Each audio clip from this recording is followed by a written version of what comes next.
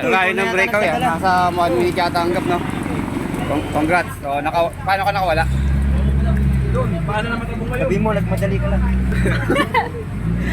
Hindi, saan banda ka nakawala? Paano po ay? Alam po sa ahon. Sa ahon, kala sila sa ahon. Puting kahoy. Sa ahon mo binanatan. Ikaw, Jude, dun sa ano, sino ka rimatihan mo sa third place? Si Pacquiao, no? Ng Navy. So, hindi mo na rin nahabol si Arking. Hindi na po dahil nasarapan na po Silang dalawa yung magkaharap, no? So, yung congrats. So, we hope for the next international race.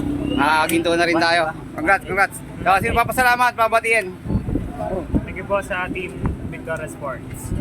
Thank you po kay Boss Paco po. Saka kay Tanggol.